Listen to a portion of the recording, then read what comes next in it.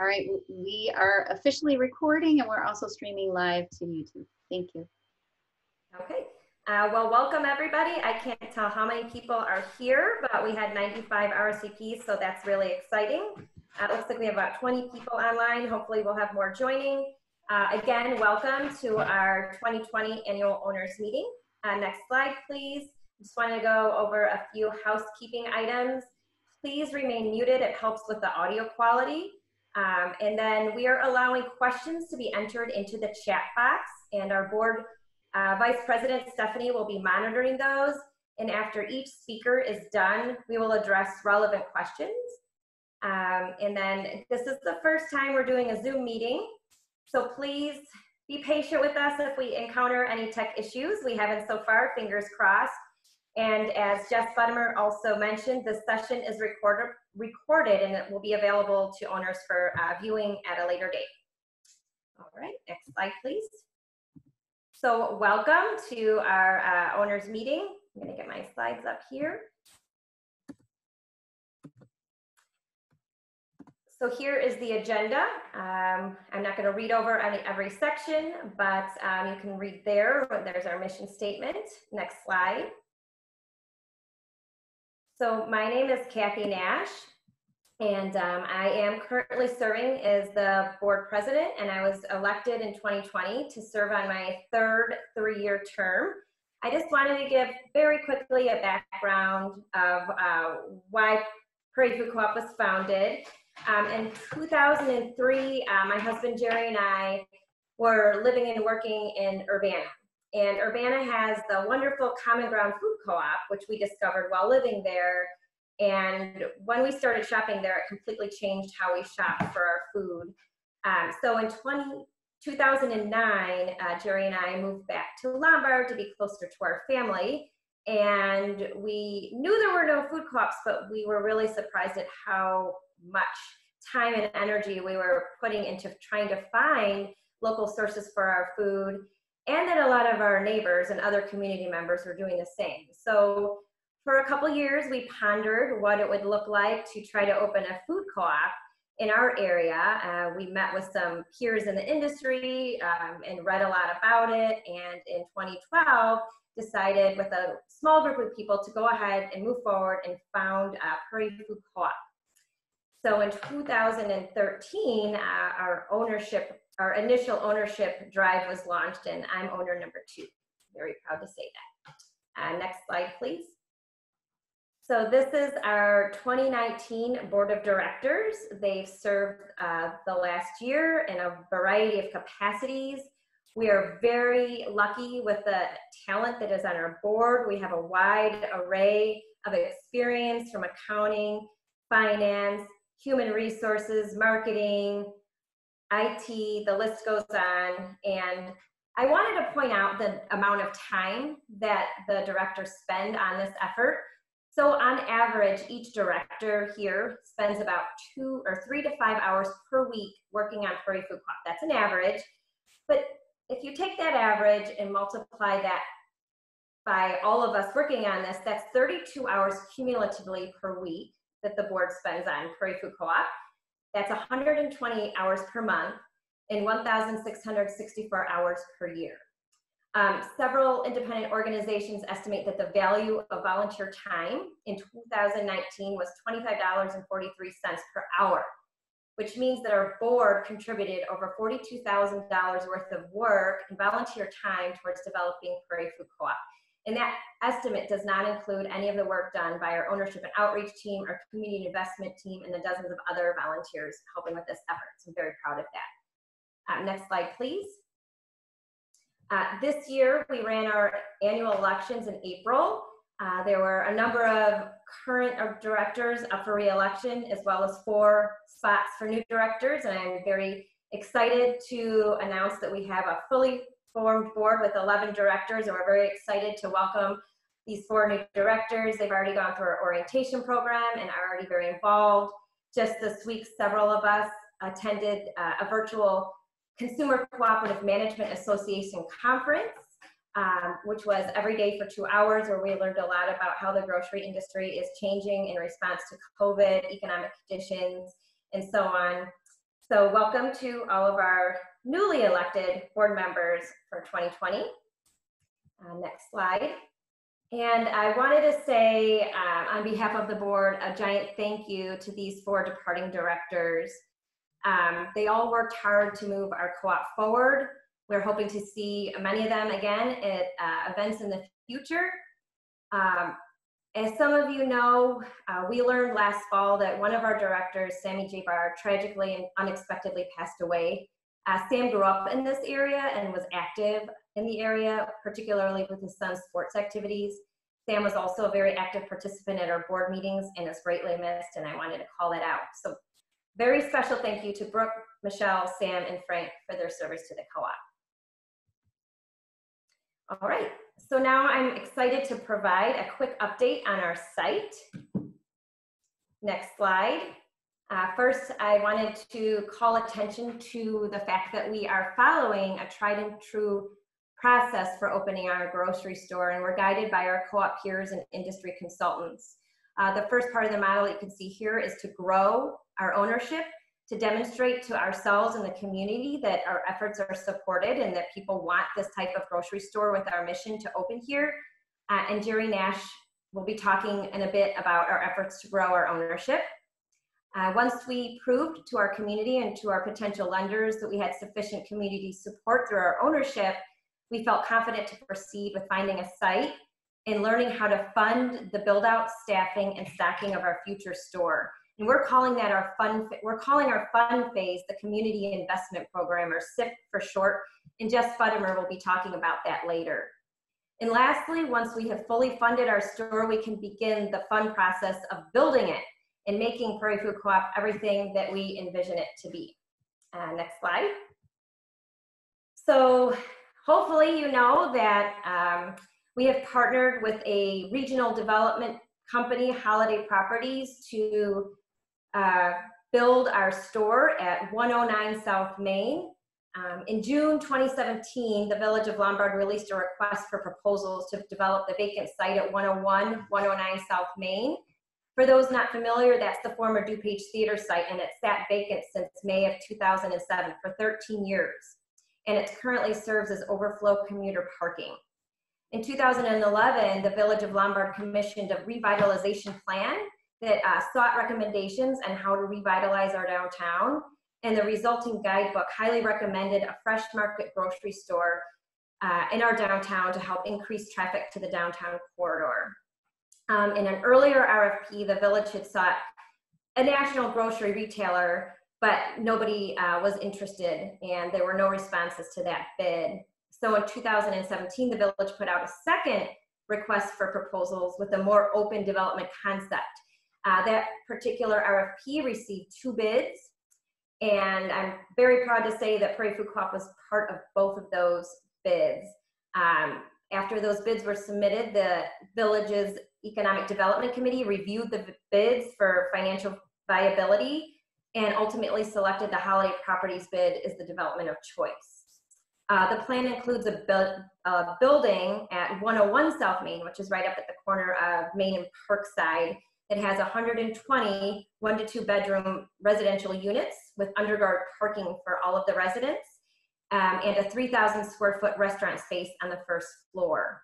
Prairie Food Co-op will be in a separate building to the south at 109 South Main with a parking lot connecting the 2 buildings. Just an update on the sale of the property was delayed due to COVID, but it's expected to go through this summer with groundbreaking scheduled for late fall. Prairie Food Co-op building itself is expected to be completed by the end of 2021 and will be turned over to us for build out at that time. By that time, we have to have the $4 million raised to turn the building into a grocery store. So assuming all of these variables go as planned, we're projecting store opening of spring 2022. Next slide. We are really excited about this location.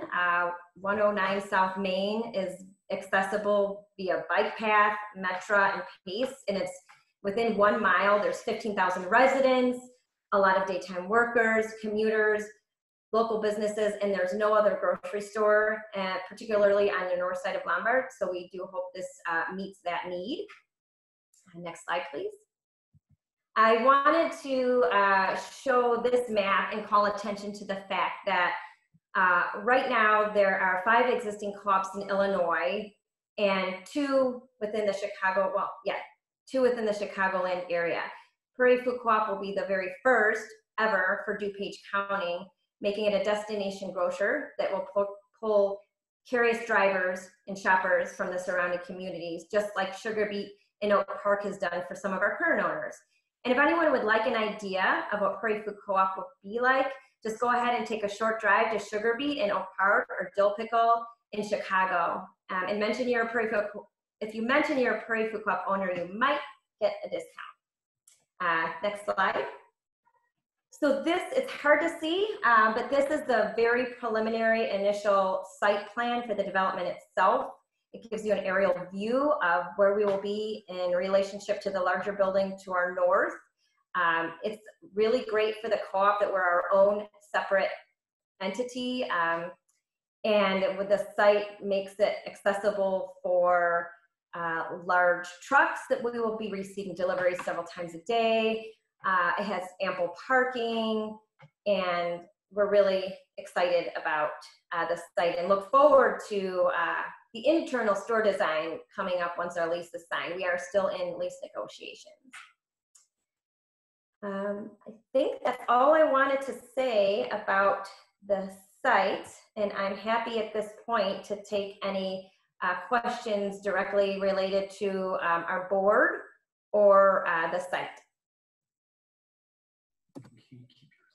Hi, Kathy, it's Michelle. How are you doing? Hey, Michelle, how are you? Nice to hear you. Good. I have a question. I've been a little out of the loop. I was wondering how the lease negotiations are doing, or if there's been a delay with the virus. There's been a delay with the virus. And so we were pretty far along as of early spring, but then in March, COVID hit, and so everything has been put on hold. So we're hoping once the sale goes through, we're gonna get back into those lease negotiations. Okay, thanks. Yep. Stephanie, can you monitor the questions and let me know if there's any? Yes, one just came in. It says, why are there so few food co-ops in Illinois and in DuPage County? That is a great question, and it's been asked before. And actually, there is a Curious City episode that directly addresses why there are so few food co-ops in the Chicagoland area, and it goes way more in depth than I'm qualified to do so. So we can actually post about that soon on our social media, but look for the Curious City episode that speaks to why there are so few food co-ops in our area.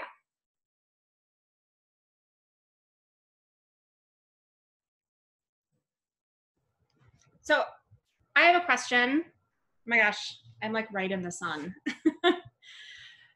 So I know that you guys just had your board of director elections, and with everything that's been going on when it comes to diversity and all of that, like, have you done much outreach to try to make the board as like more representative of the DuPage community?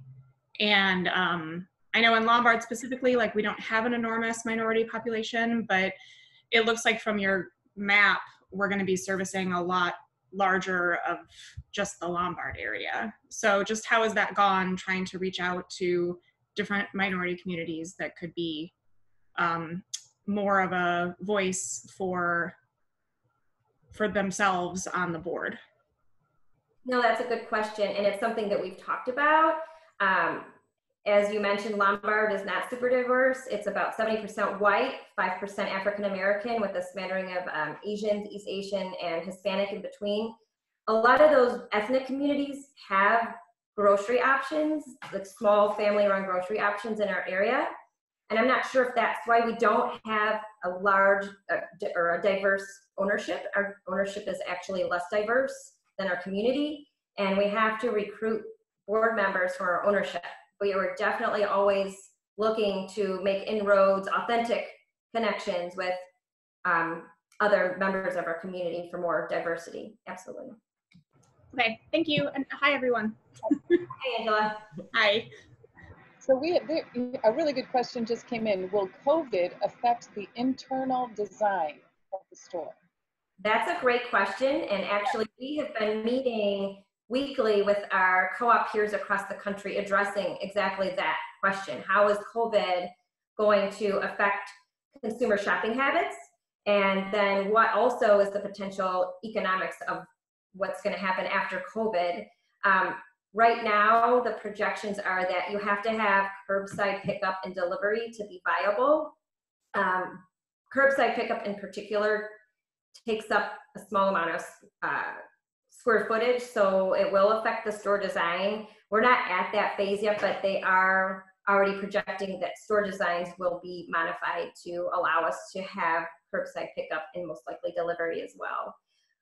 Jess, I know you were on a call earlier that if you wanted to speak in addition to that, but. Yeah, so as we consider curbside and e-commerce solutions, we do have to be really mindful that it's a cost to the co-op. It doesn't actually bring in any profit, and our margins are already small. So it'll probably be a really small percentage of the business. It's a service we feel like we should offer, and we want to have that option for our owners. But in terms of how we implement it, it might be something more limited so that it's actually more manageable and less of a load on our workforce to implement it. So some things that have been tossed around that might make the whole program a little bit more efficient is to do like a weekly basics bag with recipes attached to it for different dietary options with some sort of set add-ons, so that it's not like we have to have a staff member do a shop that's just like you would do your shop, because as you do it and you know what you want, you know that it can take, like 30 to 45 minutes. Well, somebody else doing that for you, it takes a little bit longer, and then there's all these quality control checks that have to be done. So as you can imagine, it takes a staff member about an hour to do a shop for one customer that is actually gonna lose us money. So we do have to just be really mindful about those challenges that face the co-op, because we do need to be profitable to survive, but we do want to offer that service.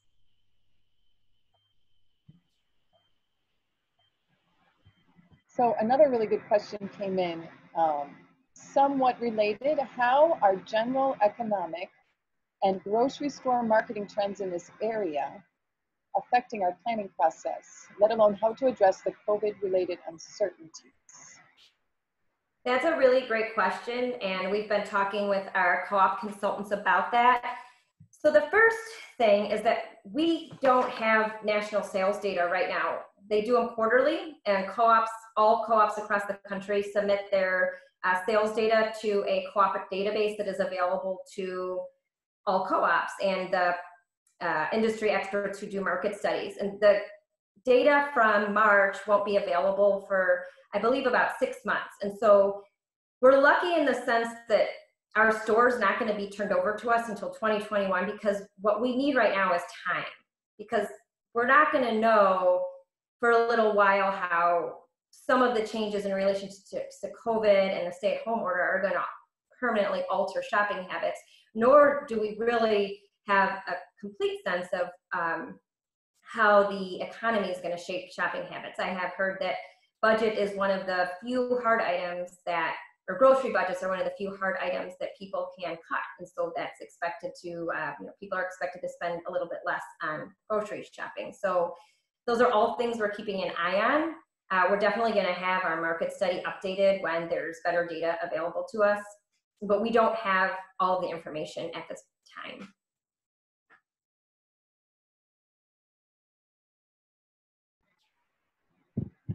There was one more question that came in, but we might wait on that until after Jess speaks about our funding. So Jean, we'll get to your question, okay? All right, well, thank you so much. These are great questions. Thank you for everybody. We're gonna turn it over to Jerry Nash. He's gonna talk about ownership and growing that. Thank you. Hello, everybody. Give me a second to kind of get the feel for this. Can you just stick around in case there's just for a second. All right, so we'll jump right in, and Jess, if you want to go to the next.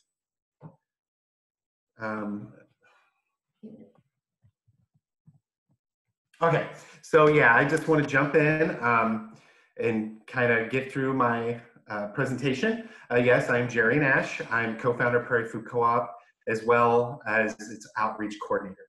And before I jump in too much, I want to make a special announcement. Last night, we were at 1,097 owners. We were 3 away from 1,100 owners. And I just thought it'd be really great if we could get 3 more owners, you know, by tonight's owner meeting so we could, you know, celebrate it. And so I put out a newsletter this morning as to our non-owner community asking if 3 owners could step up. And I can report that we didn't get 3 owners, we actually got 11 owners between just this morning and now. So we're really excited about that, and that's something we can all celebrate tonight. Can you go to the next slide, Jess? So, yeah.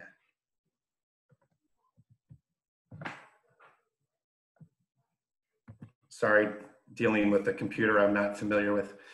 So yes, we are at 1,108 owners as of tonight, which means we had 146 owners come in over the last year.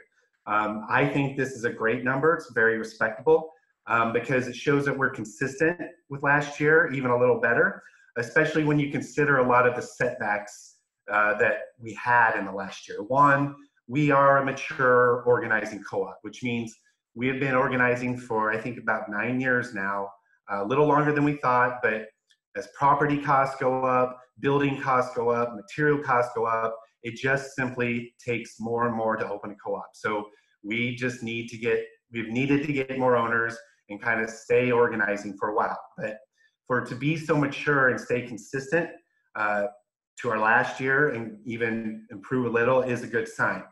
And as far as PFC itself, as Kathy stated, we're still committed to Holiday.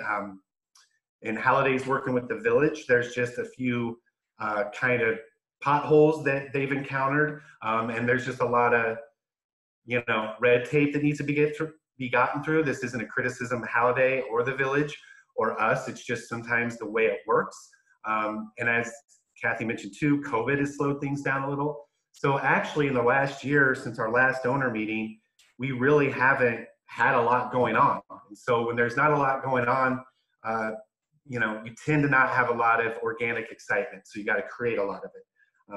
And also, yeah, COVID-19 has really dampened our outreach engagement, of course, especially when it came around. It came around right as spring was hitting, right as the weather was getting good, which is our best engagement time for Prairie Food Co-op over the years. Spring into early summer is when people are most into Prairie Food Co-op, and that was completely denied us this year.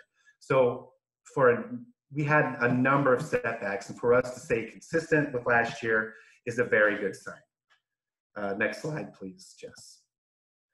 So really, I'm just going to jump in. My goal tonight is, I talked about the numbers. I want to let you know what we did last year. This is just a representation. We did so much more. We're always out in the community. We're always, you know, we're out there hustling. We're out there working hard, and, you know, getting out into our community. So first thing I want to cover is our beekeeping in the burbs that we did right after our last owners meeting last year. This was a fun event where Beth, who's on our board and also on our outreach team, she's also an amateur beekeeper. And we held an event where Beth talked about beekeeping, showed us the tools, showed us her bees, just kind of went through the whole process. It was really, really very informative and entertaining. But also this was an event where we charged a fee. We've actually charged fees in the past, but this year we charge for the majority of our events because we feel they have value. They do cost money, and so the fee helps covers costs. But also we've implemented to show value for Prairie Food Co-op owners, we charge a fee, but PFC owners always have a reduced fee. Then on the heels of that, oh, I'm sorry, next slide, Jess. We had the PFC Sierra Club Green Trivia Night, which was really fun. We teamed up with Sierra Club. I'm sure the majority of our viewers know who the Sierra Club is. I'm sure a few of you are Sierra Club members, and we've always had a lot of Sierra Club members supporting PFC and vice versa. So this was like kind of a no-brainer. And you know, we had it at this cool brewery in Wheaton, Dry City Brew Works, where the GM is a co-op owner. We had trivia that was, you know, environmentally themed, great beer on hand. We did a raffle. It was just a really fun night. Great buzz. I think we had about 75 in attendance. The whole room was very packed. We literally had to get down to their last table that was in storage. So that was an awesome night too. Next slide, please, Jess. We also continued our farmers markets. We always have 3 to 5 in Downers Grove and Glen Ellen and 1 to 2 in Wheaton. And we continued that this year and continued our presence. Part of the reasons to go into farmers markets is to, 1, let people who don't know about us, but 2, to people who already know about us, to let them know we're still here, we're not going anywhere, and it's just always another touch on people's journey to becoming an owner, if they're not already one. We also did something fun, next slide, Jess, called the PFC Yard Sign Contest, where we asked our owners to send in pictures of their yard signs, preferably with their kids or their furry kids. And you know, I never knew that seeing an iguana on a tractor next to a Prairie Food Co-op sign was on my bucket list of things to do in my life, but it completely made my year. I think that won first prize, but really all of the pictures that were sent in were awesome, and this was a lot of fun. Next slide, please, Jess. We also were lucky enough to welcome a new outreach member, Crystal. Crystal is the proprietor of Culinary Confida, and one event we had, which was really cool, was knife skills with Culinary Confida, where basically Crystal demonstrated some common cutting techniques with common fruits and vegetables, and it was really cool. Everybody got their own cutting board. They brought their own knives, but they all had their own space. We provided food. Of course, there was a fee for this too, where Prairie Food Co-op members paid less, of course. This was a really fun, well-attended event. We were also lucky enough to team up with the Elmhurst Public Library for programming. This is not just us using their space to hold our own events. This was actual a partnership with Elmhurst Public Library, where, and I don't know, did I say next slide? I think I did. Where basically we came up with programming with Elmhurst Public Library, and that it was in their catalog, it was in their promotional. So that was another way we got our word out there. We thought the first one should just be simply what are food co-ops, because we never want to waste an opportunity to engage with our community about education about food co-ops. But our second one was a really unique event where we had Ranjini from Scarce first talk about how she reduces plastic in her own life and her own family. But then we followed that up with making our own produce bags, because we had about 14 sewing machines that Elmhurst Public Libraries has on hand for their makerspace. So we thought that'd be a good use of them. So every attendee had access to a sewing machine and made a few produce bags for themselves. We also showed a movie called Eating Animals, which is not to condone veganism, which we respect that, but we are unbiased about diets, how people eat. We believe that everybody should choose to eat the way they want to eat.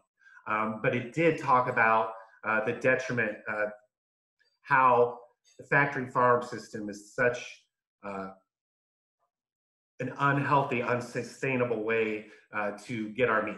And it actually talked about more sustainable ways, like supporting your local farmers, your local meat producers, as a positive. Next slide, please. We also continued our relationship with Faith in Place. Faith in Place is an organization that organizes farmers markets in local churches around the Chicago area. And they started with one church as far as our area in Lombard, and now they've grown to 3 churches every year.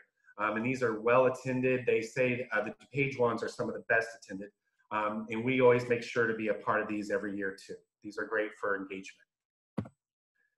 And we also did so many other things in our community that I can't get to. If I were really try to list every single thing we did, we'd be here all night. We get out to our community. We do a lot of engagement. We do a lot of unique, well thought out events. We partner with a lot of groups. We are often at other groups' events, and we actually talk a lot to our community, a lot of community groups, political groups. We get out there, and this has just been a representation of what we've been doing over the last year. Next slide, please, Jess. And then there are a few things that we actually had planned that we were ready to do that we thought would be really cool that we couldn't do because COVID hit. One of them was Fresh Food for Furry Friends, where a recent owner in the last year, Becky, who is very, just got a big personality and fun to talk to, she was gonna talk at Rough Life here in Lombard about making your own pet food, because there are a lot of shady ingredients in pet food. And we thought this would be a great event for our co-op community who are also pet owners, and we know we have a lot of them. So we were sad to have to cancel this. Also, we had a square foot gardening workshop at Hackers, which we were so excited to, partner with this DuPage Glen Ellen institution where everybody loves to go get their plants, that's been around, everybody knows about. This kind of broke our heart to cancel too. Next slide, Jess. But, COVID hit, and, for the first week or two, I'll admit, I think like a lot of people felt a little frozen. I felt a little like, oh, what do we do? This is a different world. But eventually, we kind of realized, hey, I think we have room to do a few things. But obviously, we have to think outside the box. We have to do things that engages our community, but, not in a gathering sort of way. So one of the first things we talked about is Ask a Chef series, again, with Crystal from Culinary Confida, where every Tuesday at 2 p.m., she would come on live for a live video and talk about a pre-selected, I'm sorry, it's a little distracting, a pre-selected topic, and talk about a half hour to 45 minutes about each one. And these are really fun. They're really informative. I mean, this is a really well-trained chef who knows her stuff talking, and I personally learned a lot. But there are also moments that were unplanned that turned out to be fun. These are really engaging and fun, and we actually have them on our site, on our YouTube page, and on our Facebook page. So you should check those out. These are a lot of fun. Another way we got creative is we thought, what's a good way to serve our farmers and food producers around us who are going to be really hit by this, since even though I do believe they're allowing markets now, I do believe attendance will still be low because I still think people are going to be a little cautious when they go out. So market season's coming and this comes in. How can we help these people? So basically we created a registry, basically a spreadsheet where we sent out a form to all the farmers and food producers around us that we could think of to fill this out. And these people would be, it made it easy to name it the virtual farmers market. These would be people you'd most likely see at a farmer's market or actually see their products on our shelves. So it was easy to kind of decide who to reach out to. And these people just filled out a form. They put the basic information, but also things that they thought maybe, our community should know about them. And then we promoted the heck out of it. We posted about it on Facebook. We put it in our newsletter. And I heard from more than one person. I heard from a lot of people exactly that they found out a lot about these vendors. They found out through the virtual farmers market and went through and bought a CSA or bought products from these vendors. So we were really excited about this. And also the Ask a Chef in this were also so successful that the national co-op community took notice. And I was invited to actually speak about what we did with these things that we did for COVID. So I spoke to food co-ops around the country about this. So we were very flattered and honored to be able to do that. And also, we ended Ask a Chef for 8 episodes. I'm sorry, next slide, Jess. We ended the Ask a Chef series after 8 episodes. We thought we put a lot of good content out there, and we wanted to end on top. We didn't want to be like a sitcom that should have ended in the 7th season, but carries it out to 12th season. We wanted to end while we were still good. And so after 8 episodes, we just thought that was a good amount and a way to walk away proud of what we'd done. But a few weeks later, we kind of wanted to do more video. So we replaced that with the Ask a Beekeeper series, where the first video was actually a pre-made video that Beth had edited down. And that's really cool. A lot of cool effects in it, a lot of cool information. It's Beth when she first gets her bees and she's loading them into the hive. I probably used the wrong terminology, but that's really entertaining. Also, a few weeks ago, Beth did a live video about beekeeping where she basically goes over a lot of the equipment and a lot of the common techniques that beekeepers go through. And she also took a lot of questions as they came in live, which is awesome too. Next slide. So I'm going to go over real quick what's in store for Prairie Food Co-op Outreach. Usually I tell you things we got, planned for the next few months. Well, obviously this year that's going to be a little different because we don't really know what's going on in the next 2 months or when social distancing is going to end. It's a very uncertain time. So I can tell you that during social distancing, we're probably going to try to think about more live video, what other engaging live video or video we can do. Also, just more thinking outside the box, like our virtual farmers market. What are ways we can engage our community virtually without gathering? Also, I soon want to get into more Facebook, Google, YouTube advertising campaigns. I don't think those are things you should be doing if really not much is going on in our co-op, but we think really soon there is going to be more forward movement. We sign the lease, construction starts. I would like to start a heavy campaign advertising presence around that time. Now, post-social distancing, well, first of all, I personally want to get to those things that we had to cancel that kind of broke our heart to cancel. So we're probably going to try to get back to those things and continue with our trend of last year of planning well thought out, curated, very special events where we pay attention to more of the details and we make them really special. And yeah, we charge, and of course, Prairie Food Co-op owners get a reduced fee. And also Facebook, Google, YouTube ads. Doesn't really matter for social distancing or not. I think we should do those once forward movement starts to happen more. Next slide, please, Jess. So here's the part where I talk about what you can do about Prairie Food to help Prairie Food Co-op. And I chose this slide first to kind of illustrate a few things that happened last year about thinking outside the box.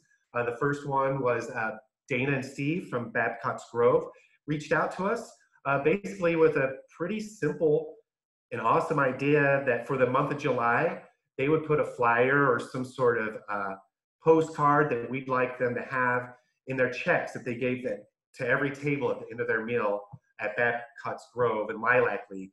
And they would just put the brochure in the checks, and that way getting our word out there to more people. And what I like about this idea, it's so simple. We could have just given them some brochures we already had, but we actually printed up something simple to do, easy to print, low cost, and delivered them to Dana, and they took care of the rest. I love that for its simplicity and its effectiveness. Also, a cool thing, another Prairie Food Co-op owner, who's also a restaurant owner, Tracy from Rosemary and Jeans, reached out to us. And this is before they were opening. They wanted to do kind of a soft launch night for only Prairie Food Co-op owners, where Prairie Food Co-op owners were invited to go to kind of like a pre-opening night at Rosemary and Jeans and try their food. And, it was helpful for Rosemary and Jeans to kind of test out their whole system, make sure it was kind of working correctly. So that was a win-win for all of us, and it was just another elegant idea, which I tend to like. Next slide. Also, something we've done in the past was encourage you to host a house party. This year, host a yard party. I know right now, certainly something I've seen a lot of people doing is tending to their yards, almost on a maniacal level. So I think all of our yards are looking pretty good right now. And what a good time to maybe invite 5 or 6 people instead of 20 people of your intimate, maybe more closer acquaintances, and have them, learn a little bit about Prairie Food Co-op. One of us can attend and just talk about PFC in a very low pressure setting. We won't twist arms, just kind of have a nice evening or afternoon, something to think about. It's a great time to do it. Next slide. Also, display a yard sign. You know I go on about yard signs, but honestly, they're the most effective referrer that we have. You know, they're just so effective. It's one of the most effective things we've ever done. And you know, when I'm out walking, I'm seeing a lot of them, but I know there's so many owners that don't have them, and I suggest this is the year. Please sign up to get a yard sign. All you have to do is go to our website, go to Get Involved, click Get a Yard Sign on our drop-down menu. It takes 30 seconds to fill out. Within a week or two, our yard sign fairy will responsibly deliver one to your yard with no contact, and they're for free for owners. So it's really easy to do. Plus, when we designed them, we really thought about how attractive they'd be. Like, will they go with people's yards? Because a lot of yard signs you see don't. These go with your yards. They landscaping. They're very attractive. Please, I want to see a big yard sign push after this meeting. Next slide, please. And also just other ways you can spread the word. They're very simple, but honestly, share, talk to people about Prairie Food Co-op. I think this is a great time to talk about Prairie Food Co-op for a number of reasons. One, you know, since COVID hit, people are talking about how do they get food? Where do they get their food? A lot of people are switching to delivery, and there's a lot of conversations about food and grocery food, especially right now. So I think that comes up a lot, and I think those are great opportunities to talk about Prairie Food Co-op. Also, if you order a yard sign and you're out in your yard working like everybody else is, you know, your neighbor comes by, socially distancing, you have a conversation. He or she asks you about Prairie Food Co-op, another opportunity. And when you talk about Prairie Food Co-op, don't try to think you have to think of this script where, you know, you got to think of these buzzwords or something. Really think and connect why you became an owner, why Prairie Food Co-op is important to you. Because when you can talk on that level, you can definitely persuade a lot more people into looking into us. Also, a little thing that people can do that's very effective is invite us to speak to your groups. We know in DuPage County there are so many groups and organizations, civic, political, religious, fitness, and especially I think our community of Prairie Food Co-op owners are more of an active bunch, are more involved. And I know a lot of you are in many groups. Invite us to speak to groups. There's really not a group whose topic we can't tailor our presentation to. Also, we can tailor our length. We can talk for 5 minutes or we can talk for 45 minutes. We can work. And honestly, our presentations are very entertaining and captivating and informative. So please consider inviting us to your groups. Another easy thing to do is if you haven't liked us on Facebook, we imagine most of you are on Facebook, please remedy that by the end of tonight. It's very easy to do, like our page. Also like and comment on our posts. We actually spend a lot of work making well-crafted social media posts. We post 3 to 4 times every single day, well, not the weekends, but we put a lot of posts out there. And you know, that takes a lot of work. It's really easy to like them and comment on them and even share them. So those are just some easy things you can do to help Prairie Food Co-op. Next slide.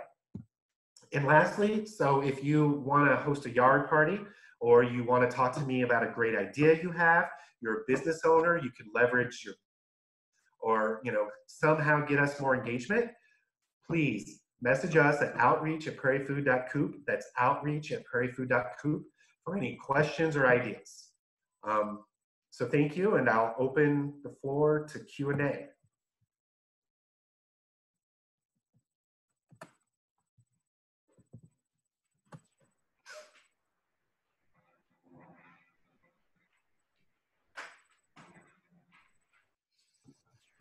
I have a question. Okay. How is the virtual farmers market going? It got a really good response. Like I said, we heard from a bunch of people how they hadn't even heard of some of the CSAs or the farmers or a lot of these little vendors, you know, that otherwise don't get a lot of promotion. It had a great response. We have been promoting it at least 3 times per week in our social media, if not more, and talking about it in our newsletter. You know, I'll say the effectiveness of anything is actually more higher the closer you are to doing it. So now that it's been a few months since we've had it, I don't think it's getting as great engagement, but overall, I think it's gotten very strong engagement. Are there more CSAs that could still be added? I mean, especially as we're getting in closer to harvest time and it doesn't look like any of this is changing. Right. Yeah, I'm sure there are.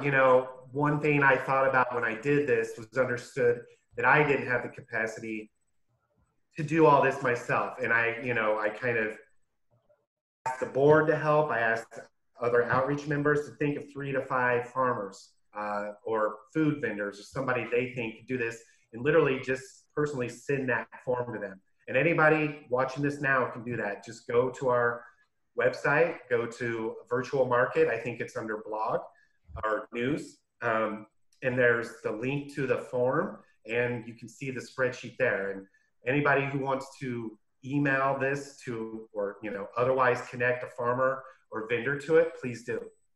Are local neighborhood gardeners able to participate? No. Okay. That's always a question I know on Facebook, so. Yeah, no, thank you.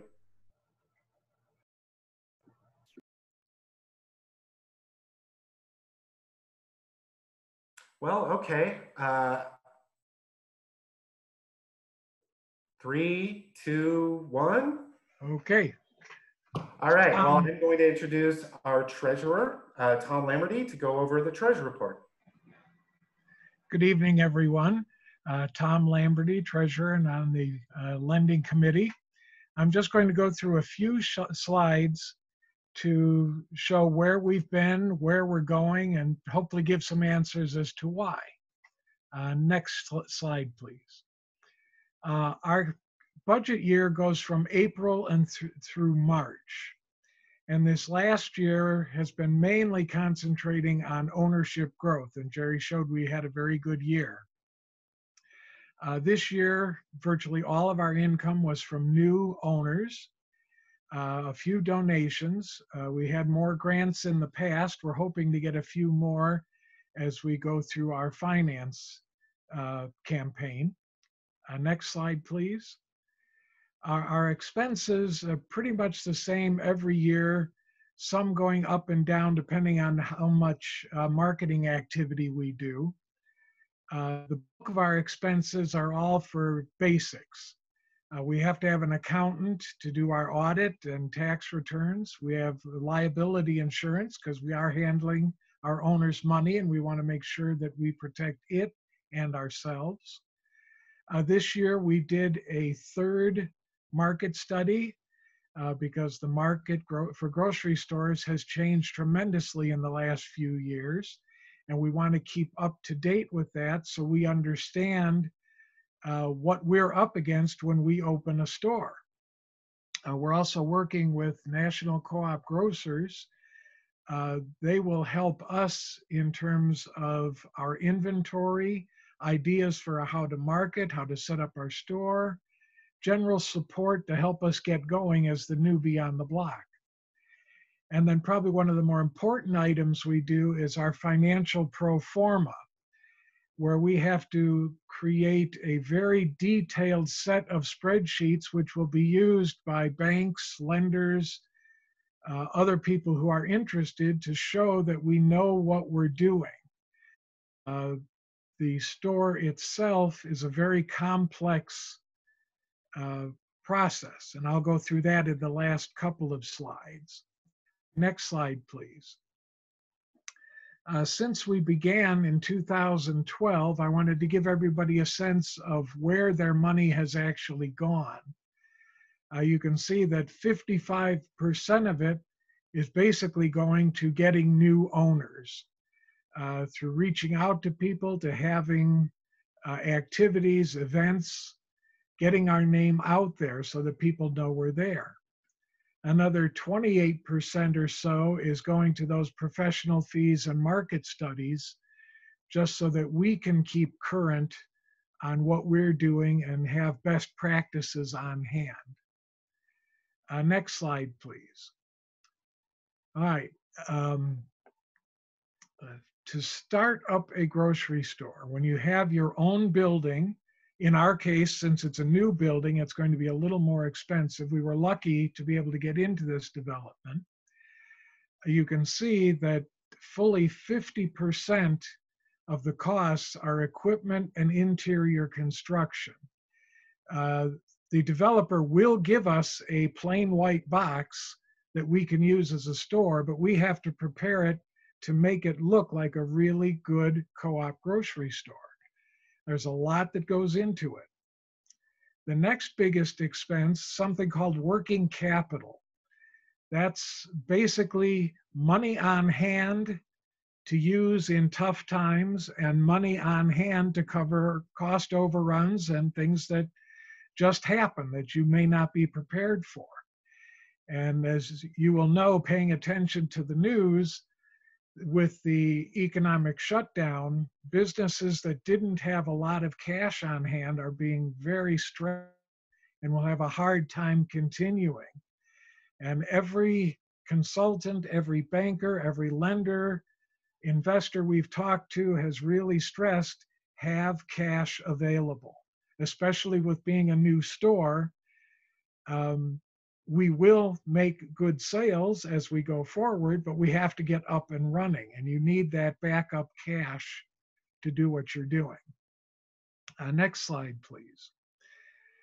This is where I was referring to our pro forma, the financial pro forma. What are the sources of our funding and where is it going to go? Jessica will go into more detail about the capital campaign, but you can see from here that our major sources are going to be preferred shares. This is a recent development in Illinois where co-ops have been allowed to do that. Another large source will be member loans, where we will go to our owners looking for financing at reasonable rates over a decent time period. Owner shares, that's the money that you as owners have put into the company. Bank loans, the banks won't even talk to us until we have the preferred shares and member loans on hand. They really look for some people, some potential businesses that have a good process, good planning, good ideas, and data to back it up. And that's what we have been doing. We will be getting some landlord contributions and hopefully donations as well. Next slide, please. Oop, was there? Okay, guess that's it.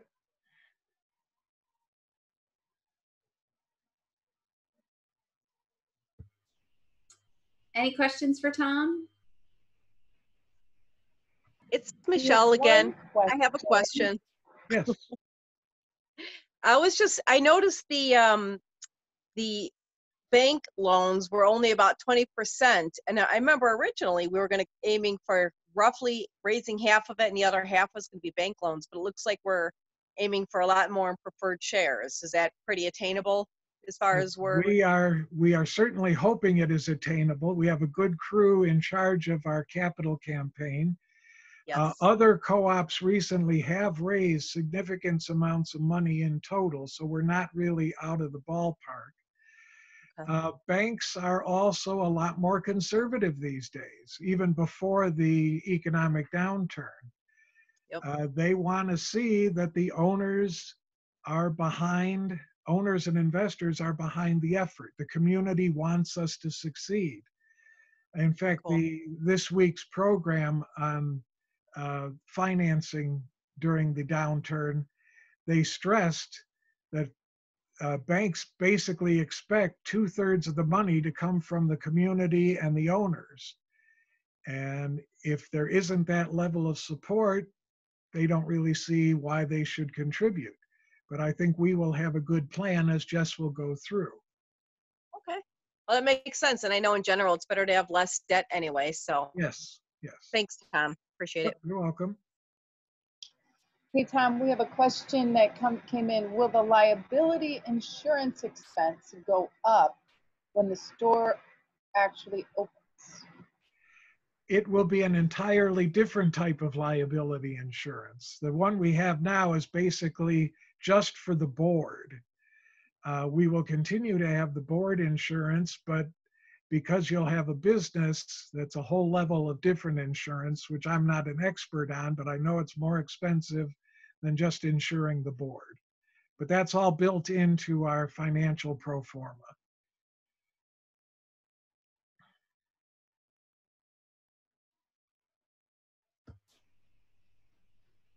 Anything else?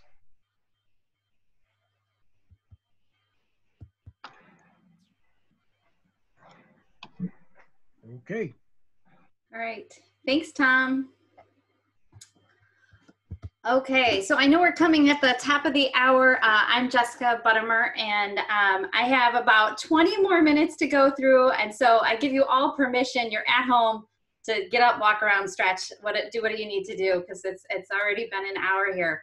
And I hope it's last but not least, and I hope to be entertaining through the next 20 minutes here for you.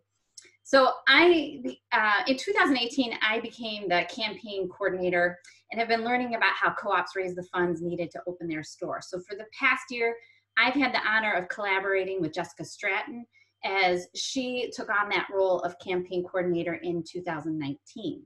So each of us committed a year to the campaign coordinator position, and we're now seeking the next person to carry the baton. So if you know of a PFC owner who would enjoy this opportunity, please send us an email, and I promise being named Jessica is not a requirement for the job. In my time with PFC, I've learned a great deal about the state of our current food system and why opening PFC is so vital to the sustainability and resiliency of our community.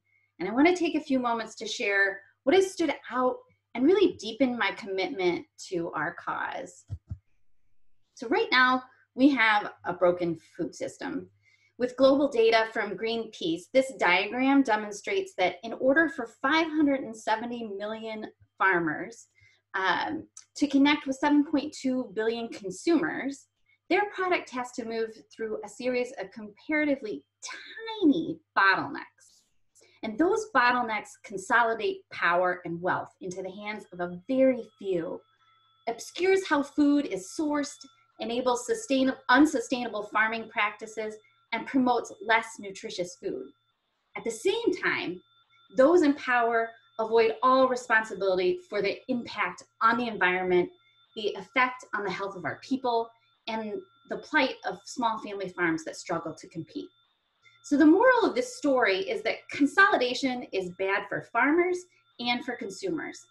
When you add in the trade war with China, increased unpredictability with climate change, and now COVID-19, farmers need our support now more than they ever have. So consolidation has been a problem that started in the 80s. It's been around a long time, but recently Dave Donnan, board member for Naturally Chicago and a mentor to the Good Food Accelerator, recently referred to this dynamic as the pandemic pinch points. And so if we look at the data from the USDA, we can see that in the US, massive consolidation in the industry means that the top 5 grocery giants receive half of our grocery dollars. Processing and food manufacturing is even more concentrated. So 3 companies actually control 90% of all poultry genetics, which is not diverse, right? That's a system that's not resilient. And with 4 companies controlling each of the processing industries that are listed in the middle of that chart.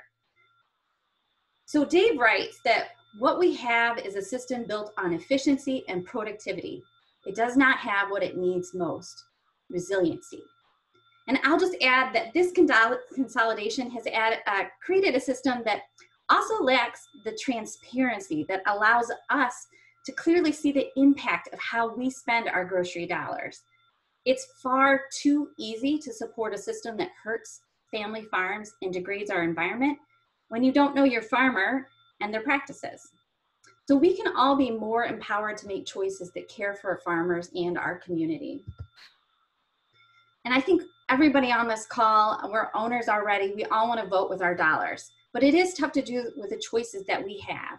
When we look just at PFC's trade area, 45% of the market share is going to 3 of the top 5 global grocery giants. Now, Pete's is the one that is headquartered in Illinois. But when you look at the trend of consolidation, it's kind of easy to predict that the more successful Pete's gets, the more likely that they are to be bought out by one of the grocery giants. And as a co-op that's community owned, we can never be bought. So the trend of consolidation can really stop with us. And we can put power back into the hands of our community, where we can choose to support a system that prioritizes the nourishment of our bodies, our neighborhood, planet, and farm families.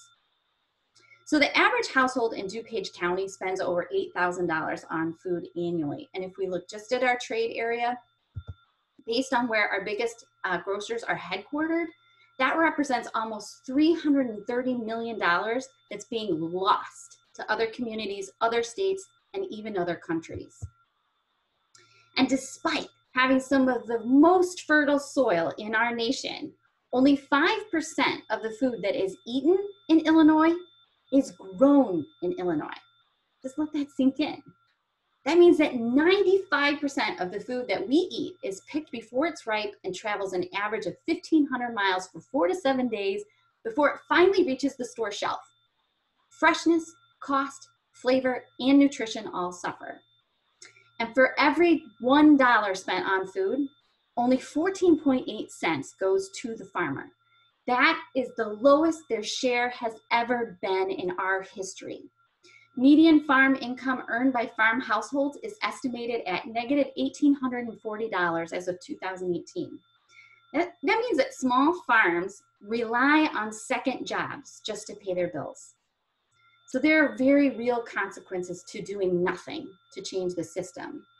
And we haven't even talked about the environmental consequences of our food system yet, which really could be its own video. But for now, I just want to show you a series of maps to give you some context and hopefully hope for what's possible based on what other states are doing.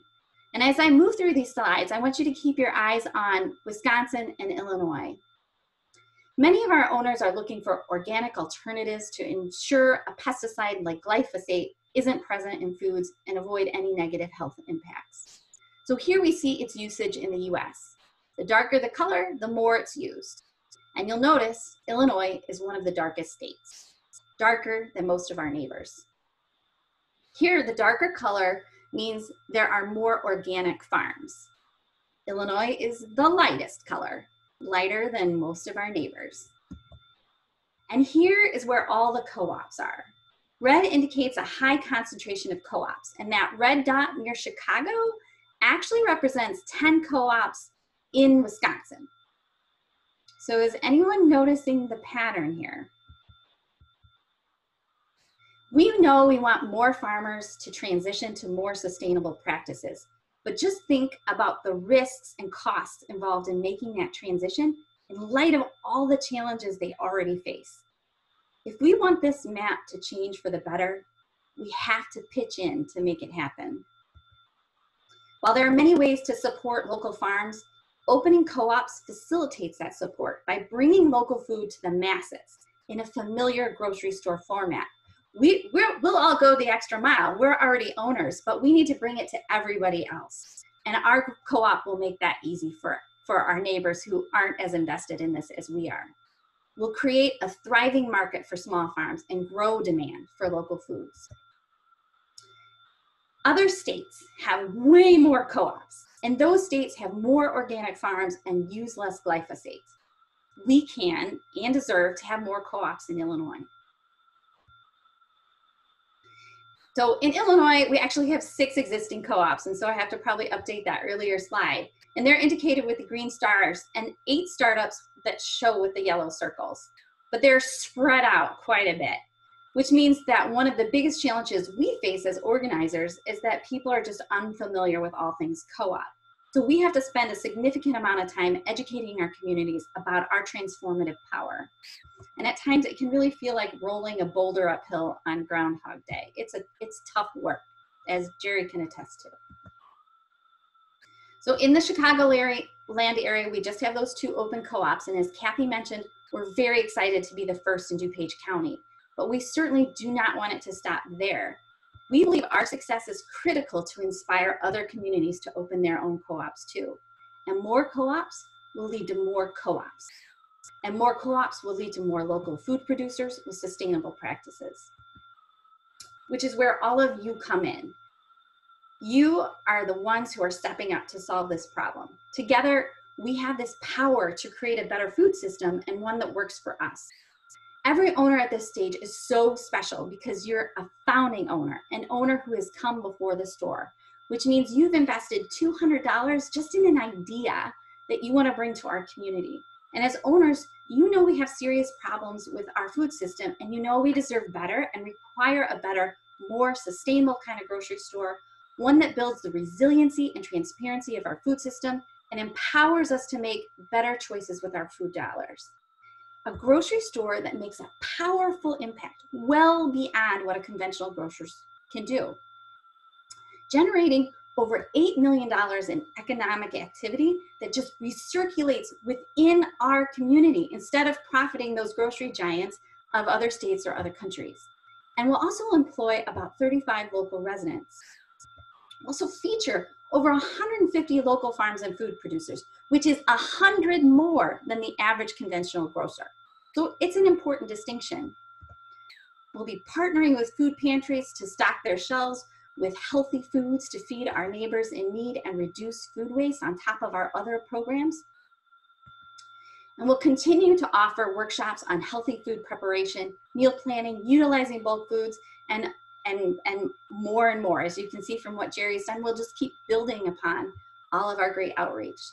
So our Better Grocery Store is one with priorities for safe, healthy, and sustainable foods that are transparently labeled, ethically sourced, and accessible to all income levels.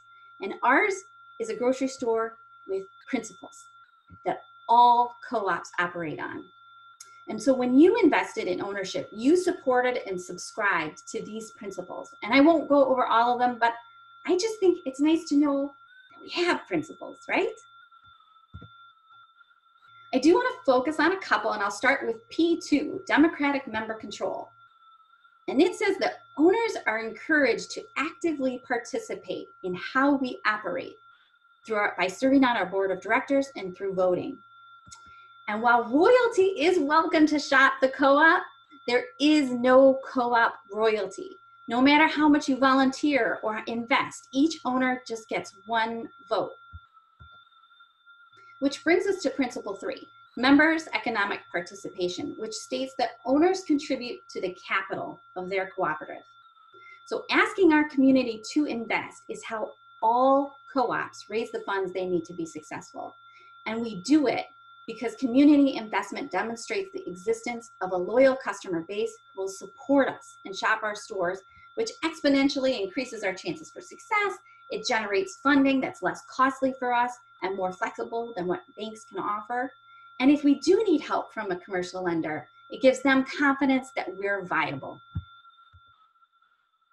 So our community investment program offers a really unique opportunity that's not tied to the volatility of the overall stock market. And we absolutely can see how volatile it is right now. And what it does is it very literally moves money from Wall Street to Main Street, where it can earn a respectable return and make tangible things happen within our community. So this is an opportunity to invest in an organization whose values you fully understand and actually have a say in. So our market studies and expert consultants advise that we need to have a 10 to 15,000 square foot store to meet consumer expectations and be competitive in our suburban location. We could probably do it with less if we only just needed our owners who are so committed to our success, but we have to attract everybody else who's gonna judge us against all the other grocery stores that they go to. So we need to raise that $4 million to open our store. And it's a huge lift. But rest assured, many hands do make light work. And our goal is to have 100% participation, financial or otherwise. So just the simple math on that, if every single owner shifted $3,000 from their Wall Street investment to our Main Street investment, we would reach our goal and we would not need any bank loans. So we realize that not every owner is going to be able to do that and contribute financially, especially during this tough time, which means that we will need some owners to give more or much more if they're able. And for those who can't make a financial contribution, there are still many powerful ways that you can help.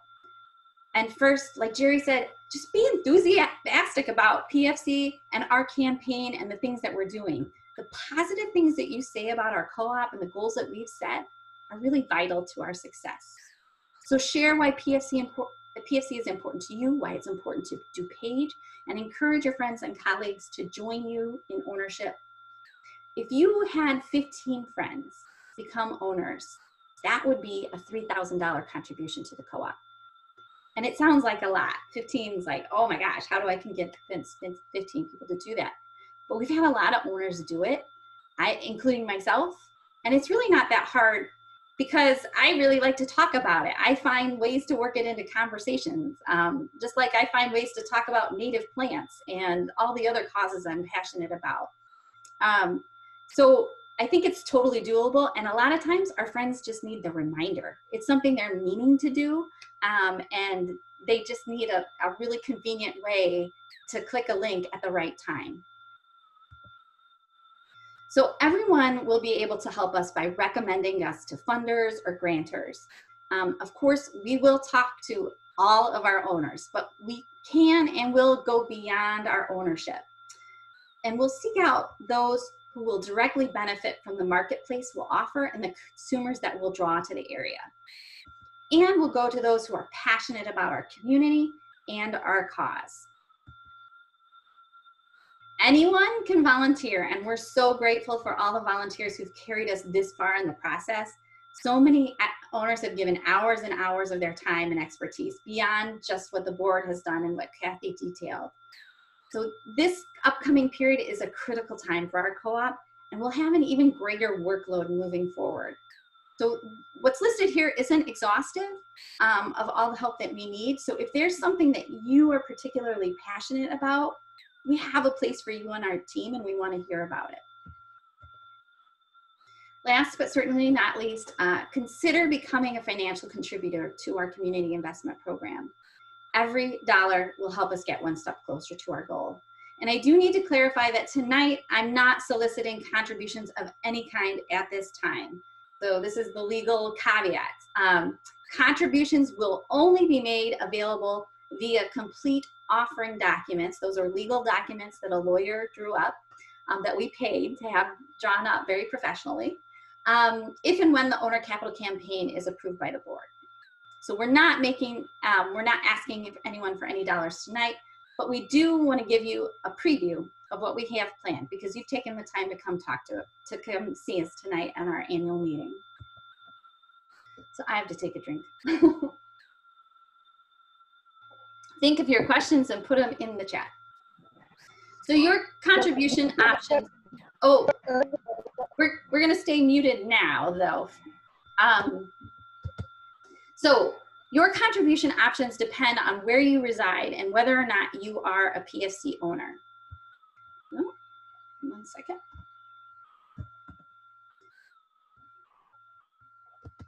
All right. So anyone, anywhere can make a donation, regardless of where they live or their ownership status. And any adult resident can buy preferred shares. Owner loans are can only be made by PFC owners that reside in Illinois. Now you might be wondering which option is best for the co-op. Or you might be wondering which option is best for you. So we're going to start with what's best for the co-op, and then we can talk about what might be best for you. Every option will help us, but a large tax-deductible donation is the most beneficial way to help our co-op. It's basically free money that you give to us, and we don't have to give it back to you, so it really simplifies things for us on our end. The second best option is to purchase preferred shares. The third best option would be to make a loan to the co-op at the lowest possible interest rate. And finally, choosing whichever option will allow you to maximize the total amount of your contribution will be critical in helping us reach our $4 million goal. So really, in the end, it just matters what allows you the comfort of maximizing your contribution to us. So preferred shares are non-voting stock that could yield annual dividends and should be considered a long-term investment. You can buy, it's buying stock in Prairie Food Co-op just like you would buy stock in Apple. But we have a few more restrictions. So any Illinois resident can buy up to 10 total PFC shares at $1,000 per share. Now, most owners already have 2 ownership shares, which means if you are an owner and you have those 2 ownership shares, you can only then buy 8 additional preferred shares for a total of 10 shares. If your spouse is not an owner, he or she could purchase another 10 preferred shares because the limit is per individual. So you're the owner, you could have 8, your spouse could have 10 who's not an owner. Outside of donations, preferred shares are the most co-op friendly way to invest in PFC because they offer us significant flexibility and will help us secure more favorable terms if we do need a bank loan. And each year, the PFC Board of Directors will actually be able to review our financials and our pro forma and say, are we able to give a dividend? And if we're not, we don't have to give one, but if we can, we will. And they get to decide what will be paid and at what rate. And then the board also decides when to buy back those shares. We don't invest in anticipate that we will buy them back for more than 15 years. So only PFC owners in Illinois are eligible to make a loan to Prairie Food Co-op, which is a legal agreement on interest rates and payoff schedules. So the money will eventually be paid back to you and you will earn simple interest on the loan. All of the loans will be 15 years with payback beginning in year 10. So owner loans are a great option for Illinois owners who want to invest more than the $8,000 maximum that's allowed for preferred shares, which is why we're offering owner loans as well as preferred shares. Out of all of our contribution options, preferred shares offers the highest potential return. So the more you invest, the higher the target dividend will be. But like all stock, returns are a target and there's no guarantee. When making an owner loan, you can pick your interest rate up to a maximum percentage. So the larger the loan, the higher the maximum rate will be. And yes, 0% is an option you can choose. So a tax-deductible donation to our 501c3 fiscal agent cooperative development fund can be made in any amount from anyone, anywhere. So that's the most flexible way for you to support PFC. This is the only way supporters living outside of Illinois can participate in our community investment program. So donations are a great option for those who can maybe double or triple their contributions through workplace matching gift programs. I know I was approached by an owner today who said that in light of all the COVID-19 impacts, their matching gift program at their company has increased in what they're matching. So that's something to look into, especially now when we can take donations at any time. There's some people where their finances, if they're working with an accountant likely, that they might know that a tax deduction is actually going to be more beneficial to them than any potential gains through the interest or the possible dividends that would be paid in the other investments. And they're a really good option if you want to contribute, but you can't meet that $1,000 minimum for the preferred shares or loans. So this chart kind of summarizes all that I've talked about so far.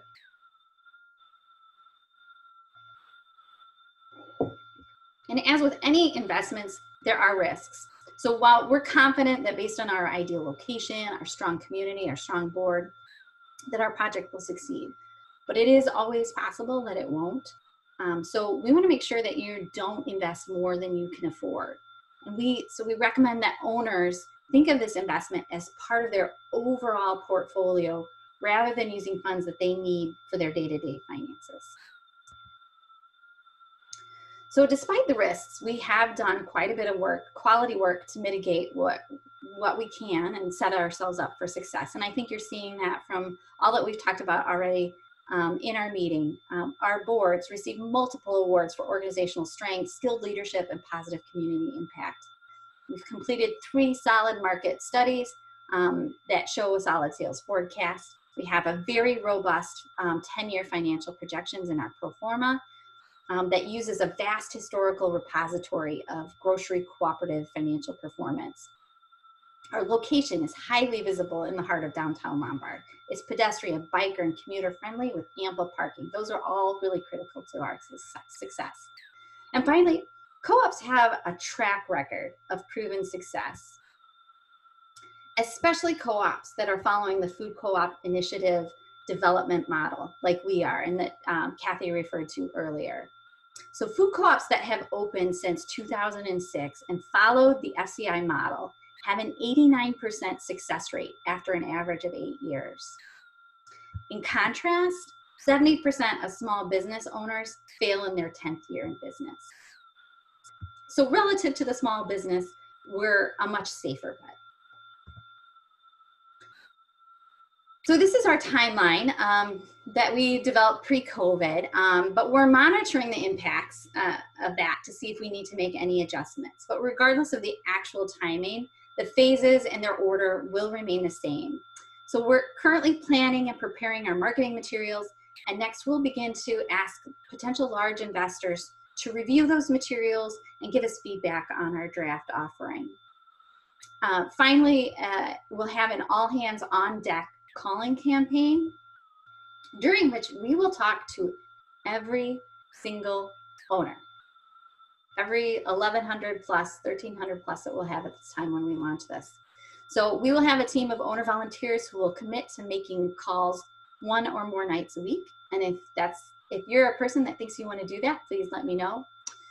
But as a team, we'll be making those calls 6 nights a week for 8 to 12 weeks until we talk to every single owner and meet our $4 million goal. When we do call you, please be kind, encouraging, and responsive to our volunteers. This is the effort that will finally open the doors to our store. So please be engaged. Please be responsive. That's going to be really important to help our work. Thank you so much for your time and attention. I really appreciate it, as we have been in this meeting for a while now. If you or someone you know is interested in being our next campaign coordinator, please let us know, and don't hesitate to reach out with your questions and feedback. We're happy to hear from you, and I'm happy to take some more questions now. Stephanie, do you have some queued up for me? Yeah, there was one question earlier. Are there grants available to help reach the $4 million funding goal? Yeah, there are grants available, and we're looking for grant writers. So hopefully the person who asked that wants to help write some grants. We have a team of 2 right now who are very interested. We've had some owners at different points in time help us out with grants and say that they have some grant writing experience. So we hope to get more people on board. We've identified a few different foundations that are aligned with our cause. And certainly there is, we'd like to start having conversations with the DuPage Foundation. And the USDA actually has some really complicated grants that we've applied for in the past, and we're hopeful that our past 2 attempts means that the third time is the charm. So we definitely need some help in that area.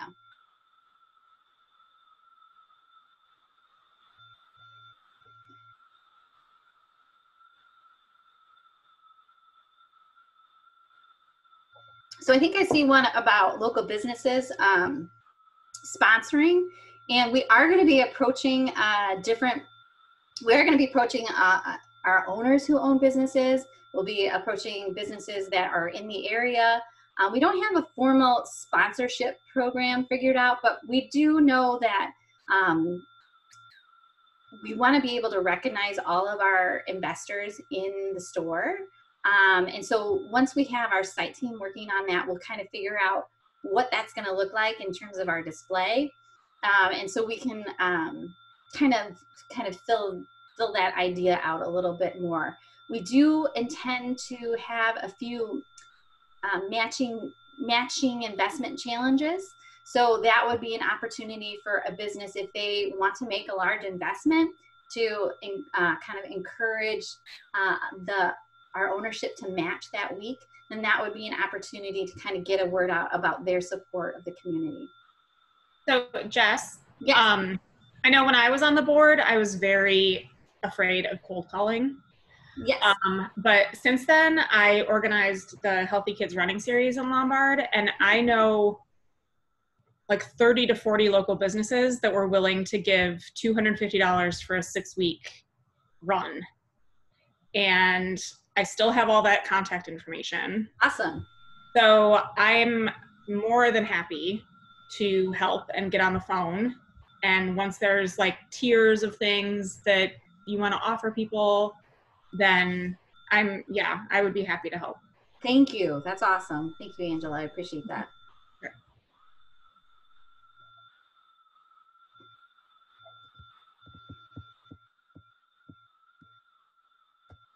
So I think there's another question about where does the food that Illinois produces go? So most of what we produce is corn and soy, and I think a lot of it goes to ethanol. A lot of it goes to feed. Pumpkins are the other largest agricultural crop. So we have a lot of agriculture. It's just not a lot of food. And so one of the organizations I know that I joined after I kind of became aware that there's a specialty crops growers association that I just joined so they could have my $10 and help with whatever marketing they're doing.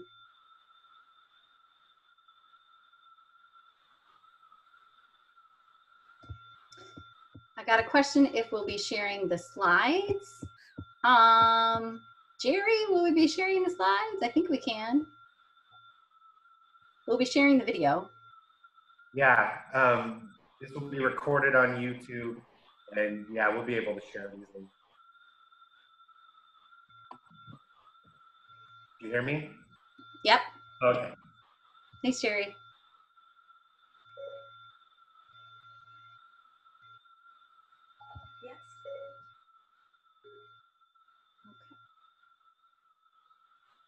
And I think we are opening up to questions about anything. It doesn't have to be about the campaign at this point.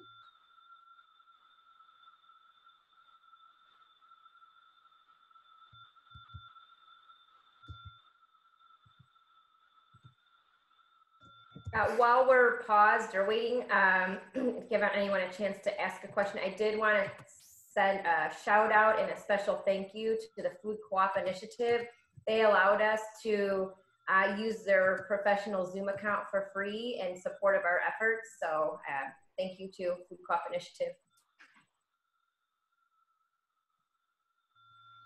If I could ask, I'm wondering if there are, you don't have to tell us who they are, but just on a scale of 1 to 10, major donors, are there any like in the pipeline?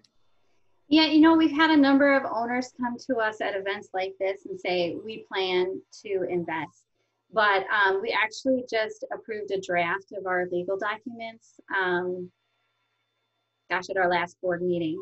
And they've changed a few times in between. So we haven't approached anybody with what the terms are. So tonight is actually the biggest, most comprehensive preview we've been able to give to our owners at this point, for anyone to be able to really react and respond to that. So we don't have we have specific people in mind that we know are supporters and that have said they would give, but we're kind of really in the initial stages of that.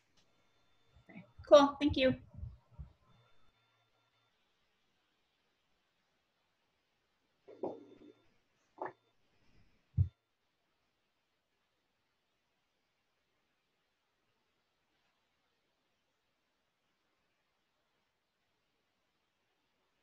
No, I don't know.